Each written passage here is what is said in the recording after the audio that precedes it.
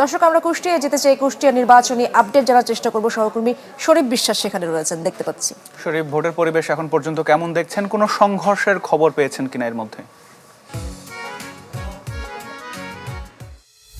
কোনো সংঘর্ষের ঘটনা এখন পর্যন্ত ঘটেনি। আমি এখন রয়েছে কুষ্টিয়া সদর উপজেলার কহুরহাট সরকারি প্রাথমিক বিদ্যালয় কেন্দ্রে। এই কেন্দ্রে এখন থেকে ঘন্টা দুয়েক আগে কিছুটা অপ্রীতিকর ঘটনার সংবাদ আমরা পেয়েছি। বিশেষ করে কুষ্টিয়া জেলা যুব দলের সাবেক প্রধান সমন্বয়ক আব্দুল মাজেদ, তিনি তার নিজ কেন্দ্রে, তার নিজ এলাকায় কহুরহাট সরকারি প্রাথমিক বিদ্যালয় কেন্দ্রে প্রভাব বিস্তারের অভিযোগে তাকে কিন্তু পুলিশ হেফাজতে কিন্তু রেখেছেন। যদিও তার সাথে আমার কথা হয়েছে, তিনি জানাচ্ছিলেন তিনি শান্তিপূর্ণ ভাবেই, অর্থাৎ কোনো হস্তক্ষেপ তিনি করেননি। এ বিষয়ে আমরা কুষ্টিয়ার জেলা রিটার্নিং কর্মকর্তা ইকবাল হোসেন, তিনি কিন্তু এই কথাটি জানাচ্ছিলেন যে তিনি আব্দুল মাজেদ তিনি ভোট কেন্দ্রে প্রভাব বিস্তার করার চেষ্টা করেছিলেন, সে কারণে কিন্তু তাকে পুলিশ হেফাজতে রাখা হয়েছে। এই ঘটনার পরপরে আমরা দেখেছি বিপুল সংখ্যক আইন শৃঙ্খলা রক্ষাকারী বাহিনী, বিশেষ করে সেনাবাহিনী, র্যাব, পুলিশ, তারা কিন্তু এই ঘটনা এই কেন্দ্রে, এই ভোট কেন্দ্রে এসেছেন এবং ভোট কেন্দ্রে যাতে করে পরবর্তীতে অস্থিতিশীল পরিবেশ সৃষ্টি না হয়, কোনো বিশৃঙ্খল পরিবেশ সৃষ্টি না হয়, সেই লক্ষ্যে কিন্তু তারা কঠোর অবস্থানের কথা জানিয়েছেন। তবে এখন পর্যন্ত মোটামুটি কুষ্টিয়ার যে 4টি সংসদীয় আসনে অনেকটা শান্তিপূর্ণ পরিবেশে কিন্তু ভোট গ্রহণ চলছে। তেমন কোনো অপ্রীতিকর ঘটনা কিন্তু ঘটেনি। আতিক। জি শরীফ, অনেক ধন্যবাদ যুক্ত হবার জন্য। সহকর্মী জুমাতুল বিদা এর মধ্যে আমাদের সাথে যুক্ত হয়েছেন, উত্তরবাড্ডা থেকে তিনি যুক্ত আছেন। বিদা, জানাবেন আপনি যেখানে রয়েছেন সেখানে কেন্দ্রের কি অবস্থা? নিরাপত্তা সংকট নিয়ে বারবার বিভিন্ন স্থান থেকে খোঁজ খবর আসছিল, সেখানের কি অবস্থা জানাবেন এবং ভোটাররা কি বলছেন?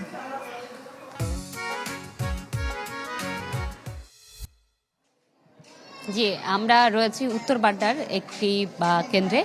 এই ভবনটি যেখানে আমরা রয়েছি, বালিকা উচ্চ বিদ্যালয়, বাড্ডা বালিকা উচ্চ বিদ্যালয়, এখানে 3টি কেন্দ্র রয়েছে। প্রত্যেক ফ্লোরে পৃথক পৃথক করে কেন্দ্র রয়েছে। আমরা ঠিক যে কেন্দ্রে রয়েছে, নারীদের ভোট গ্রহণ চলছে।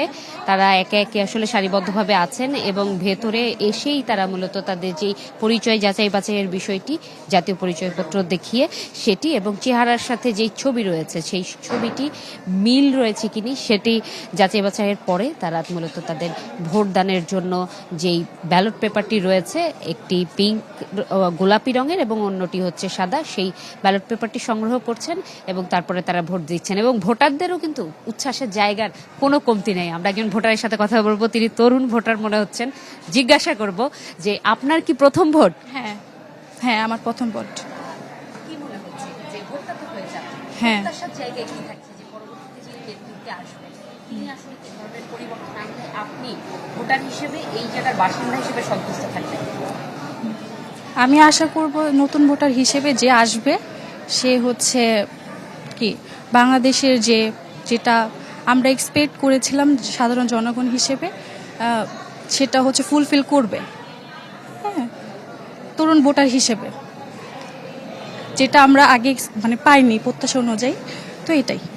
আপনাকে অসংখ্য ধন্যবাদ। শুনছিলেন এখানে আসলে যেই বাসিন্দারা রয়েছেন তারাও আসলে যে ধরনের প্রার্থনাটুকু করছেন যে সমস্যাগুলো যাতে সমাধান হয় যেই ক্ষমতায় আসুন না করে। এবং আমরা একটু যদি এখানে আসলে ভোট গ্রহণ চলছে এবং কেন্দ্রের হ্যাঁ, এবং এখানে আসলে কেন্দ্রের ভেতরেই যদি আমরা চিত্রটি দেখাই, সেটি হচ্ছে যে কেন্দ্রের ভেতরে প্রতিটি রাজনৈতিক দলের যেই কর্মী রয়েছেন তাদের এজেন্টরা উপস্থিত রয়েছেন। তাদের সামনেই ভোট গ্রহণের যে কার্যক্রমটি সেটি পরিচালিত হচ্ছেন। সঠিক প্যাড আর সঠিক তথ্য দিয়ে এসব সামলে নিব এক হয়ে। মোনালিসা স্যানিটারি ন্যাপকিন এবং এনআইডি কার্ড থেকে শুরু করে যারা প্রার্থীর এজেন্ট রয়েছেন তারা আবার এটিও আসলে নিশ্চিত করার চেষ্টা করছেন। আমরা একটু এখানে নারী ভোটারদের যেই কেন্দ্র ছিল রুম, সেটিতে ছিলাম। আমরা একটু পুরুষ ভোটার যারা রয়েছেন তাদেরটিও একটু তুলে ধরার চেষ্টা করব এবং কোন পদ্ধতিতে আসলে এখানে কার্যক্রমগুলো পরিচালিত হচ্ছে এবং একই সাথে এজেন্ট নিশ্চিত করার যে বিষয়টি রয়েছে, যে প্রার্থীদের এজেন্ট রয়েছে কিনা, সেটিও আমরা একটু জেনে নিব। এইখানে আসলে এই যে ভোট কক্ষ রয়েছে আমরা ক্যামেরার চোখে দেখতে পাচ্ছি যে যেই বিভিন্ন প্রার্থী রয়েছেন, প্রায় 10 জনের মতো প্রার্থী রয়েছে ঢাকা 11 আসনের, তাদের নির্বাচিত এজেন্টরা উপস্থিত রয়েছেন। তাদের সামনেই আসলে যারা ভোটাররা আসছেন তারা আসলে নিজেদের যেই প্রক্রিয়া রয়েছেন ভোটদানের গোপন বুথে যাওয়ার আগ পর্যন্ত সেটি তাদের সামনেই সম্পন্ন করা হচ্ছে এবং ভোটাররাও এখন পর্যন্ত এখানে আছেন। আমরা একটু এই কেন্দ্রের সংক্ষেপে এখন পর্যন্ত, যেহেতু বেলা গড়িয়েছে সকাল থেকে এখন পর্যন্ত কি পরিমাণ আসলে ভোট কাস্ট হয়েছে সেটি সংক্ষেপে জেনে দিব, কারণ এই কেন্দ্রের প্রিজাইডিং অফিসার আমাদের সাথে আছে। এখন পর্যন্ত কি পরিমাণ আসলে ভোট আপনার এখানে কাস্ট হয়েছে? আমার এখানে 1914টা ভোটার আছে, তার ভিতরে আপনার মহিলা হলো 856, পুরুষ হলো 1099। অলরেডি 500 মতো কাস্ট হয়ে গেছে, আর নতুন বই দেওয়া হয়েছে, ভোটার আসতেছে, ভোট চলমান আছে। অসংখ্য ধন্যবাদ। শুনছিলেন যে এখন পর্যন্ত তার এখানে কি পরিমাণ আসলে ভোট, কত শতাংশ কাস্ট হয়েছে সেই তথ্যটি তিনি দিচ্ছিলেন। এই ছিল আমার কাছে এখান থেকে সর্বশেষ। বিদা, অনেক ধন্যবাদ আপনাকে। বিদা তো উত্তরবাড়ি থেকে খবর জানাচ্ছিলেন। আমরা যেতে চাই ঠাকুরগাঁওয়ে। নাফিউল ইসলাম লিঙ্কন আমাদের সাথে যুক্ত আছেন, দেখতে পাচ্ছি। লিঙ্কন, আপনি যে কেন্দ্রে রয়েছেন সেখানকার ভোটার উপস্থিতি কেমন দেখছেন সেটি সম্পর্কে জানতে চাই। একই সাথে গণভোট আর এই ত্রয়োদশ জাতীয় সংসদ নির্বাচনে যে ভোট, দুটো যেহেতু একসাথে হচ্ছে, গ্রামের মানুষজন আসলে কোনো সমস্যায় পড়ছেন কিনা, বিড়ম্বনায় পড়ছেন কিনা?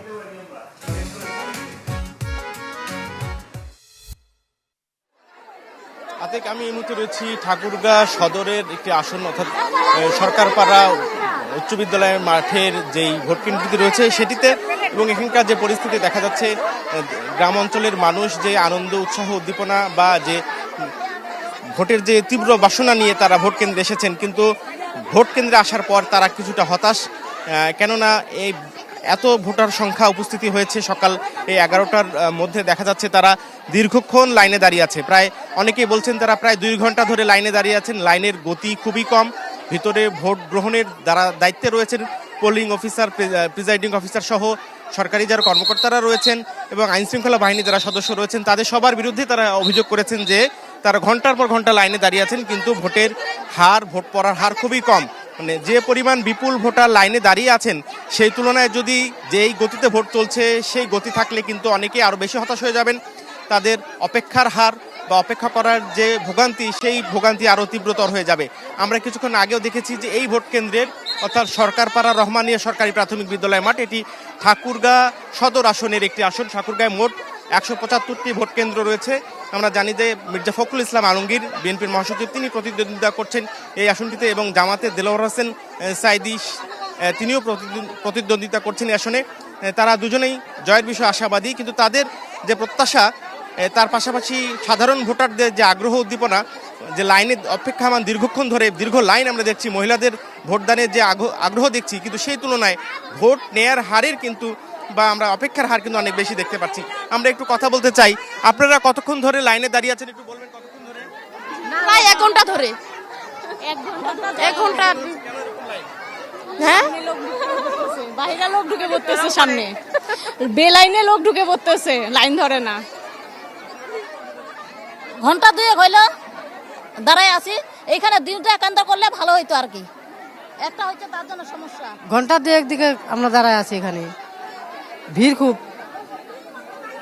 এখানে মনে করেন ঠেলাপেলা ভিড় খুব।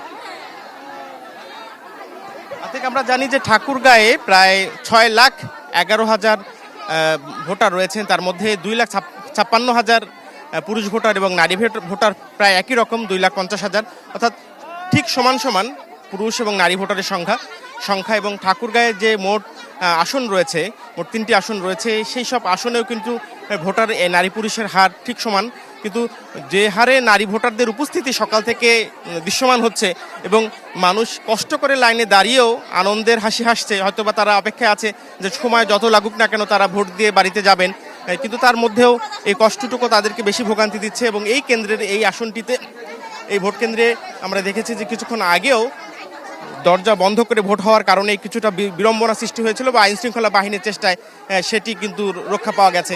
আমরা রয়েছি সরকারপাড়া রহমানিয়া সরকারি প্রাথমিক বিদ্যালয়, এটি ঠাকুরগাঁ সদরের একটি আসন। পরবর্তীতে কোনো ধরনের বিশৃঙ্খলা বা কোনো নিউজের প্রয়োজনে আমরা আবারও আপনাদের সঙ্গে যুক্ত হওয়ার চেষ্টা করবো। নিশ্চয়ই আপনার কাছে ফিরবো পরবর্তীতে আবারও। লিঙ্কন, অনেক ধন্যবাদ যুক্ত হবার জন্য। ঠাকুরগাঁও থেকে আমাদের সহকর্মী নাফিউল ইসলাম লিঙ্কন জানাচ্ছিলেন।